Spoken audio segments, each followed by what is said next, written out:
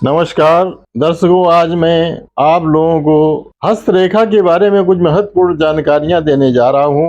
पिछले वीडियो में मैंने हस्तरेखा के बारे में कुछ जानकारी दी थी, लेकिन आज और भी रेखाओं के बारे में और पर्वतों के बारे में कुछ जानकारी देने जा रहा हूं।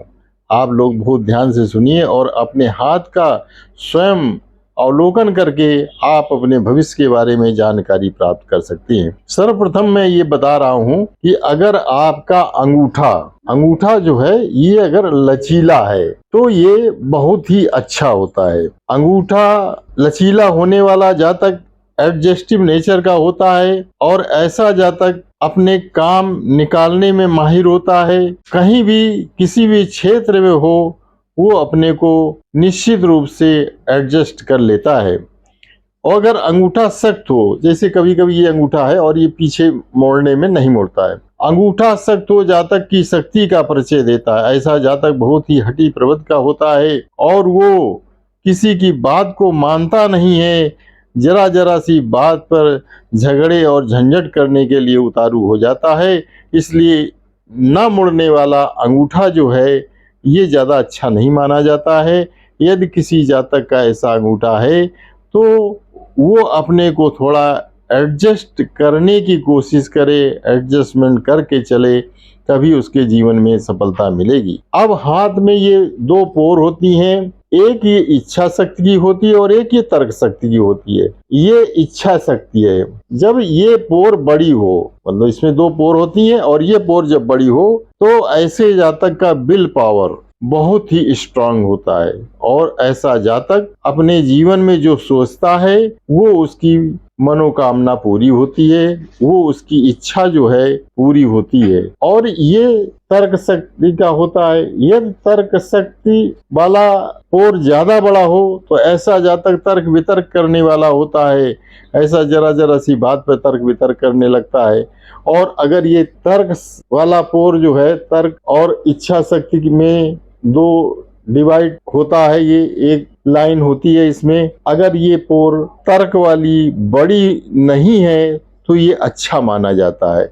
विल पावर की पोर जो है वो बड़ी होने से ज्यादा अच्छा होता है और तर्क शक्ति वाले की पोर बड़ी होने से अच्छा कम माना जाता है। तर्क वितर्क करने वाला जातक अपने जीवन में प्रोग्रेस ज्यादा नहीं कर पाता है। अब हम आपको बता रहे हैं ये लाइफ लाइन हमारी जो होती है, जीवन रेखा जिसको कहते हैं, जीवन रेखा का उद्गम जो होता है ये ब्रेन लाइन से स्टार्ट हो करके और सीधी यहाँ मणिबंध तक आती है। मणिबंध तक ये मत्स्याकार रेखा भी बन जाती है। मत्स्याकार मछली के आकार की अगर रेखा किसी के हाथ में है तो ये अच्छी मानी जाती है। ऐसे जातक के जीवन में आवास, भोजन, वस्त्र की कभी जीवन पर्यंत कमी नहीं होती है। अगर ये मत्स्याकार रेखा जिस जातक के हाथ में है वो प्रातः काल उठ करके कराग्रे वस्ते लक्ष्मी करमध्य सरस्वती करमूले स्थितो चा ब्रह्मा प्रभाते कर दर्शनम ये पढ़ करके और इसको 3 बार स्पर्श कर लिया करे। इस तरह से ऐसे 3 बार स्पर्श कर लिया करे इसको। और लाइफ लाइन के बारे में जो हम बता रहे हैं, यहाँ तक अगर आ जाती तो जातक दीर्घायु होता है, लंबी आयु प्राप्त करता है। जीवन रेखा में कट जो होते हैं, छोटी छोटी लाइन अगर क्रॉस करती तो ये अच्छा नहीं माना जाता है। ये इंडिकेशन ये देता है कि जातक का स्वास्थ्य जो है अच्छा नहीं रहता, कभी कभी कुछ न कुछ लगा रहता है। तो इस तरह के अगर है आपके हाथ में अगर रेखा है तो उस रेखा का अवलोकन किया करें। और छोटी छोटी रेखाएं ये आप देखेंगे, जितना देर आप थोड़ा 1-2 मिनट देखेंगे प्रातः काल उठ करके, तो कुछ दिन बाद ये छोटी छोटी रेखाएं जो है ये समाप्त हो जाती हैं और इससे जो है लाइफ लाइन सही हो जाती है और वो आपके लिए जीवन में कोई ऐसी बीमारी नहीं लाती जो असाध्य रोग बन जाए।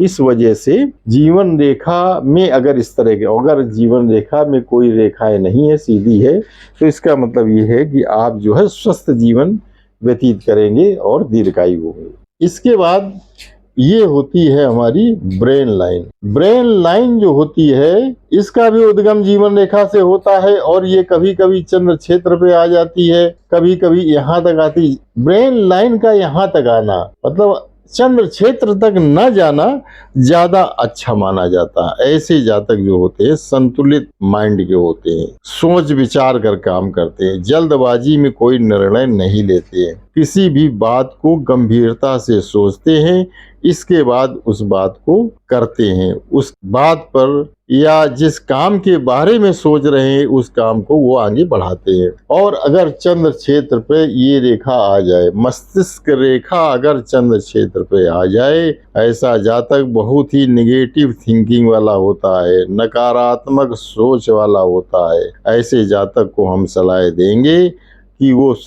मोती 5 या 7 रत्ती का बनवा करके स्मॉल फिंगर में मंडे को सायंकाल धारण कर ले, तो उससे जो निगेटिव थिंकिंग है, कभी कभी ऐसा होता है जब ब्रेन लाइन चंद्र क्षेत्र पे ज़्यादा आ जाती है तो ऐसा जातक जो होता है डिप्रेशन में भी चला जाता है।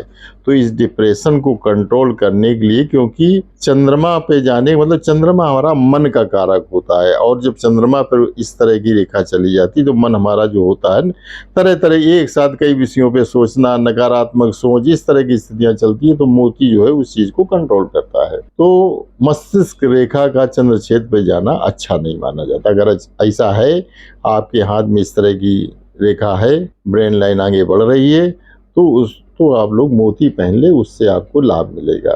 ब्रेन लाइन यहाँ तक आना अच्छा होता है। ब्रेन लाइन पे क्रॉस कहीं पे भी किसी रेखा पे या किसी पर्वत पे बन जाते हैं बृहस्पति को छोड़ करके, तो वो अच्छे नहीं माने जाते हैं। इस वजह से अगर ब्रेन लाइन पे भी इस तरह से कोई क्रॉस बन रहे हैं, रेखाएं काट रही हैं, तो उसका भी अवलोकन आप सुबह अवलोकन करने से, किसी भी रेखा में इस तरह के अगर क्रॉस बने हुए हैं तो सुबह अवलोकन करने से लाभ मिलता है। ये हमारी हृदय रेखा होती है, हार्ट लाइन। हार्ट लाइन हमारी जो होती है ये बुध क्षेत्र से स्टार्ट होकर के, और ये बृहस्पति पे भी जा सकती है, शनि पे भी जा सकती है। हार्ट लाइन पे जंजीरा टाइप की रेखा होना अच्छा नहीं माना जाता है। जंजीरा टाइप की अगर रेखा हाथ में है तो ये इंडिकेशन देता है कि जातक बहुत जल्दी घबराने लगता है, बहुत जल्दी उतावला होने लगता है, और छोटी छोटी बात को लेकर के वो कई तरह के विचार अपने जीवन में नकारात्मक लाने लगता है। इस वजह से अगर इस तरह की रेखा है, जंजीरा युक्त हृदय रेखा है, तो आप लोग पंचमुखी रुद्राक्ष लाल धागे में सोमवार के दिन धारण कर लें, और यहाँ पे हृदय पे उसका टच होना चाहिए, तो इससे जो है आपको लाभ मिलेगा। हृदय रेखा का शनि क्षेत्र पे जाना, यदि हृदय रेखा शनि क्षेत्र पे चली जाती है तो ये अच्छा नहीं माना जाता। ऐसे जातक एक बार जिससे घृणा कर लेते हैं